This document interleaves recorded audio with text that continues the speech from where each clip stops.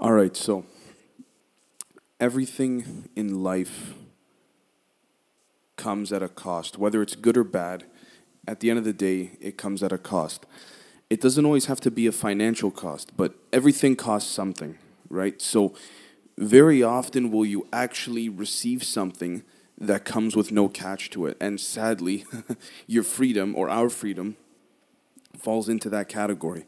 Now, it's funny because you would think that your freedom would be the one thing that you're guaranteed to have all of the time, almost anywhere you go, but that's not the case. I mean, many times over have, governments in both the past and the present in, the West and all over the world have been able to sell people the idea that if they give up some of their freedom in exchange for security, then they will actually feel protected and potentially gain back that freedom and then some in the long term. But the key word here is feel, not guarantee. Now, this is a very interesting thing, and it's something that can only be answered with a really, a firm, solid response, depending on your political view. But the thing with all of this is that I want people to listen to this episode and think for themselves. And I encourage a good debate to come out of all this, because the question really is in the eye of the beholder, so to speak. Now, the question is, would you give up some of your freedom and privacy in exchange for security? I mean, that's the ultimate question. And there really isn't a black and white answer with all of this. But there lies a big problem within all of this, and that is, let's assume that you decide to hand over some of your privacy and security rights, in exchange for feeling more safe and secure within the country that you live in. First off, how can you be sure that you feel so secure and safe, right? And second, how do you know that the government isn't, overstepping their reach and their bounds once they obtain your information? I mean, that's the real question. And the other thing is, how far is too far? So as you can see, these are questions that most people don't seem to know the answer to. And the thing about this is that, we as a society have not come to even some kind of conclusion. And because of that, it's very scary, because at this point in time, when we're living in a world where, things are moving and evolving so rapidly, we have to come to some kind of conclusion as to where we as a people stand with regards to exchanging our freedom for, more security and whatnot. Because I believe that what's scarier than a society not holding a generally agreed upon stance on how much they want to submit to their government, what's scarier than that is a society that can't make up their minds. Because when a society cannot make up their minds, or when, a large group of people in any case can't make up their minds, it's been widely known that, the government just takes whatever they want from people without people even realizing. I mean, think about it. The government is observing us as we, the people, attempt to decide to scramble to decide something, anything, when in reality they realize that people are more concerned about what Kim Kardashian had for breakfast instead of how our privacy rights should be treated.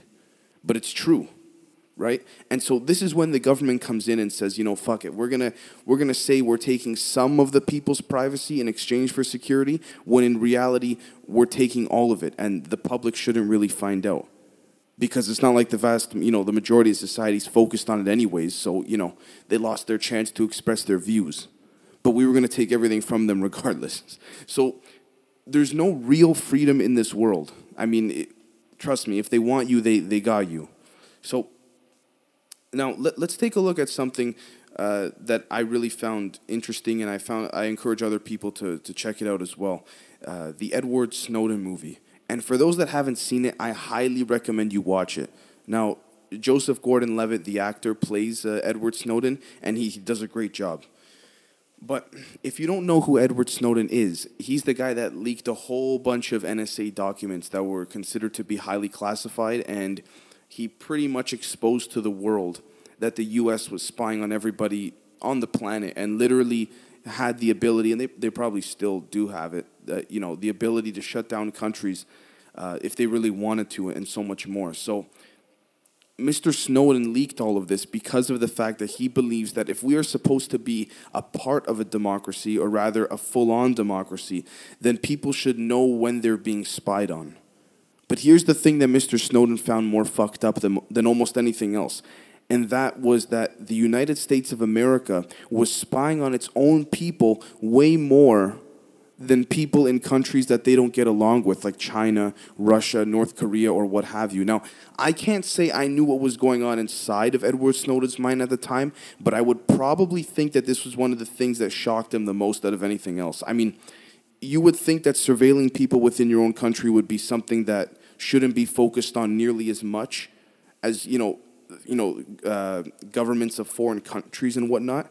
But fuck, it turns out they were spying on people within their own country more than anybody else, right?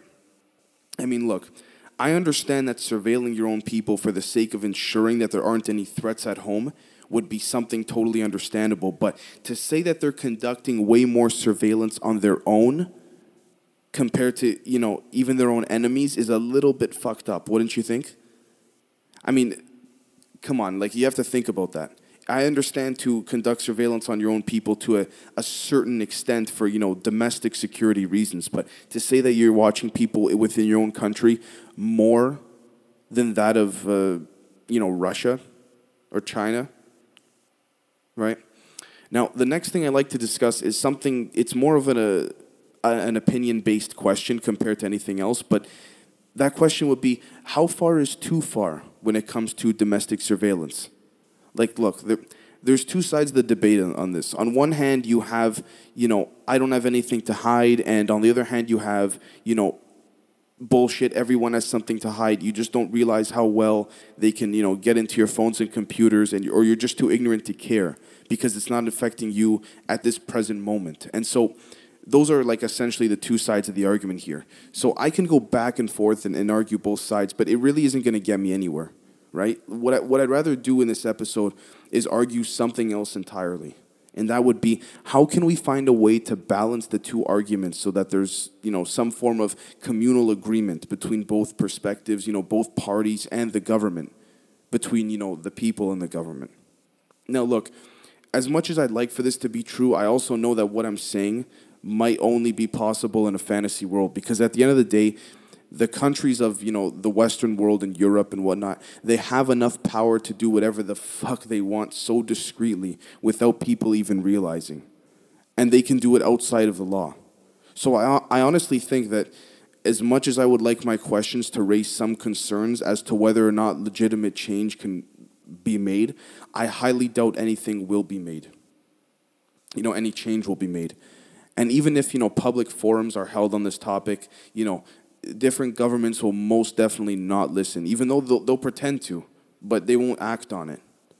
But at the same time, don't mistake me for saying, just give up and forget about it. I'm not saying that either. But personally, I honestly think that for legitimate change to be made between differentiating and, drawing the line between freedom versus security, is that there needs to be some kind of rebellion and overthrowing of the current government. And I'm not, into the whole, uprising or anything of the sorts, but bringing in newly elected people only does so much, because these various agencies of the government, like, the CIA, the FBI, the NSA, the DEA, all of those fucking guys, and they do a good job with what they do, but they're also like a big dysfunctional family. They hide things from their elected officials all the time. And if, they hide things from Congress, they hide things from, their partners, from other governments, right? And if they hide things from elected officials and whatnot, then what does that tell you? You know what I mean? And that's why I say there needs to be some kind of, hypothetical overthrow of this current government, for me at least, to realistically believe that there can be some kind of change in a real kind of way. Seriously, I mean, I don't think that wiping clean certain government agencies and bringing in elected officials is going to do anything, because there will always be someone or a small group of people within these agencies that will continue to push, their internal agendas. And that's why I say that an overthrow would hypothetically be needed to actually do something. And that's not to say that some of our elected officials aren't legitimately honest and, caring people, because some of them actually are.